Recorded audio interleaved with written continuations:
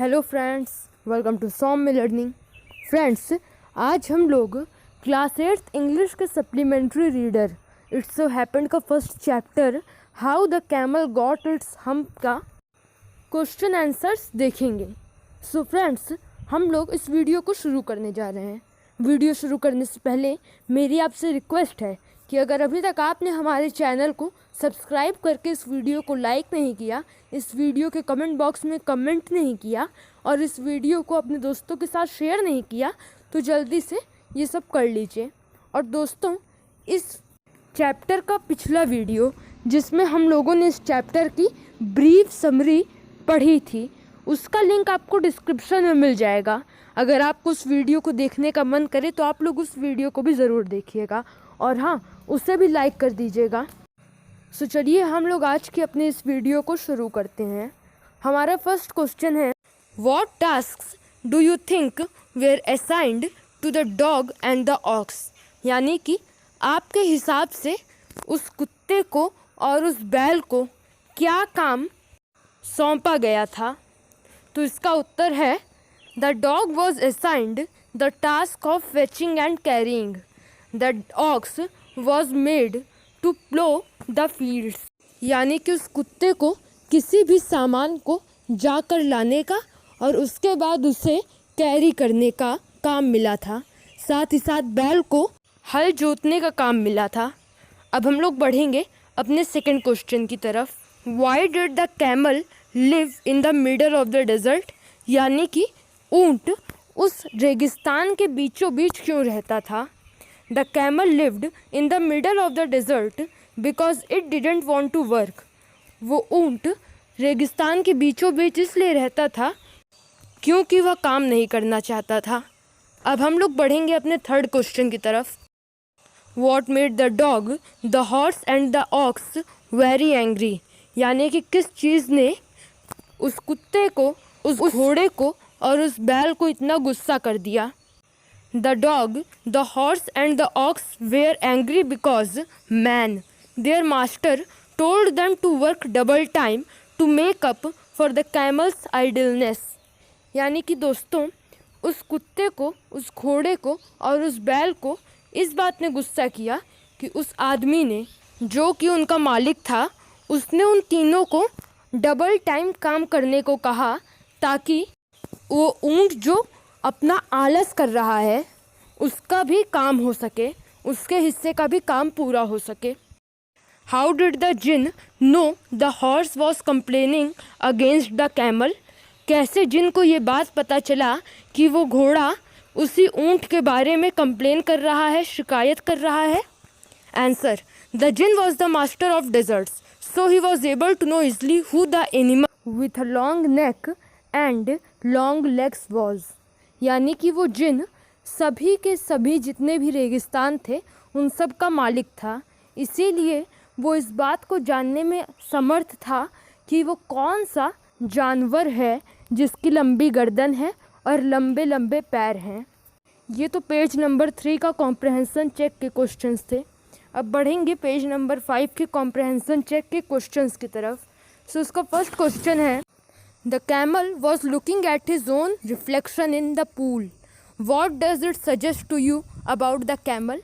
यानी कि ऊंट अपने ही रिफ्लेक्शन को उस पानी में, उस पूल में देख रहा था, तो ये आपको क्या सजेस्ट करता है कैमल के बारे में?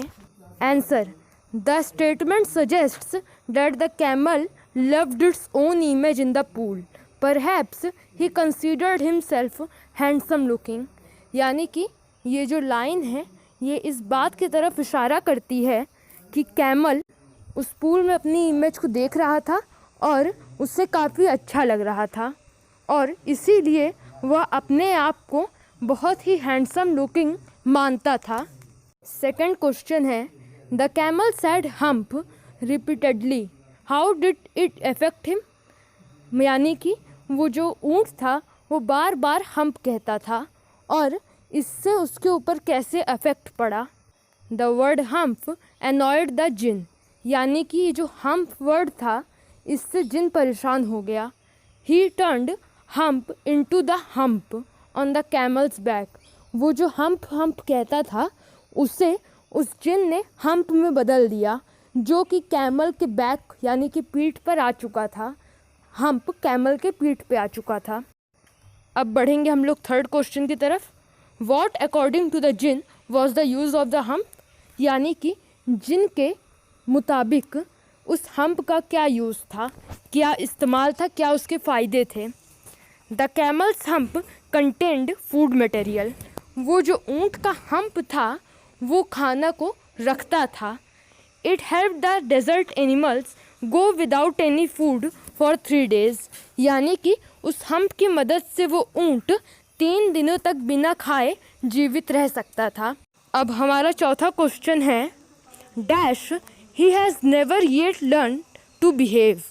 इन the light of this what is the writer's opinion about the camel, यानी कि उसने आज तक ये नहीं सीखा कि उसे कैसे बिहेव करना है।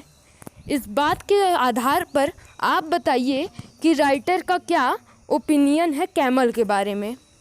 The writer is of the opinion that the camel has not change its nature and habits to this day, यानी कि इस बात के आड़ में राइटर का ये ओपिनियन है कि कैमल ने आज तक अपना आदत और नेचर नहीं बदला है।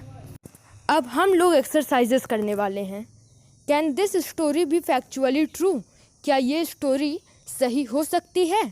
No, the story is not factually true, it is just an imaginary one, यानी कि ये कहानी सच्ची नहीं हो सकती है, ये केवल और केवल एक इमेजिनरी कहानी है, यानी कि इसे सिर्फ़ और सिर्फ राइटर ने इमेजिन किया है, सोचा है। अब हमारा सेकंड क्वेश्चन है what according to you is the story about, यानी कि आपके हिसाब से ये कहानी किसके बारे में है।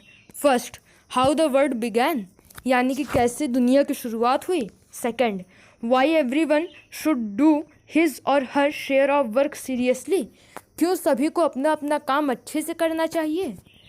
या फिर तीसरा है how the animals are important to humans, जो जानवर हैं वो इंसानों के लिए कितने ज़रूरी हैं, कैसे ज़रूरी हैं। और फोर्थ है how the camel got his hump, fourth ये है कि कैसे कैमल ने अपना हम्प पाया। सो हम सब जानते हैं कि फोर्थ वाला जो ऑप्शन है वो करेक्ट है, और इसी के बारे में टाइटल भी है कहानी का कि एक कैमल ने अपना हम्प कैसे पाया। थर्ड क्वेश्चन है what did you do over the weekend were you generally active और idle, please check you back before starting to discuss और आंसर द क्वेश्चन। इसमें आपको अपने आप से बताना है कि आपने पिछले वीकेंड में क्या किया। क्या आप उस वक्त भी एक्टिव थे या फिर तब आप आलसी बन चुके थे। आप पहले अपना आंसर चेक करिए, और अगर आप आलसी थे तो आप एक बार अपने पीठ पर देखिए, क्या आपके पीठ पे भी हम्प आ गया। सो इसको आंसर आपको अपने आप से देना है, बट मेरी तरफ से जो आंसर है वो ये है on weekend I got a plate and relaxed, यानी कि वीकेंड पे मैं देर से उठा और आराम से उठा। Late evening I watched my favourite TV serial, शाम तक मैं अपना टीवी सीरियल देखा। I played cricket in the afternoon, मैं उसके बाद क्रिकेट खेला। I have checked my back and there is no hump, इतना आलस करने के बाद भी मैंने अपने पीठ पर देखा पर वहाँ पर कोई हम्प नहीं था। अब हमारा फोर्थ और लास्ट क्वेश्चन है there are broadly 2 categories of workers, those who prefer to do today what they can do tomorrow and those who prefer to do tomorrow what they can do today, where do you belong, यानी कि 2 तरह के काम करने वाले होते हैं। पहला तो वो जो आज ही उस काम को निपटा देते हैं जो उन्हें कल करना है, और दूसरे वो जो कल उस काम को करते हैं जो उन्हें आज करना रहता है। तो आप इनमें से कौन सी कैटेगरी में आते हैं। सो मेरी तरफ से क्या आंसर है वो आप देखिए। I personally believe in doing my work promptly and well in time, यानी कि मेरा खुद से ये मानना है कि मैं अपना काम समय पर करता हूँ, यानी कि मैं उस कैटेगरी में आता हूँ जो आज वो काम कर डालता है जो उसे कल करना है।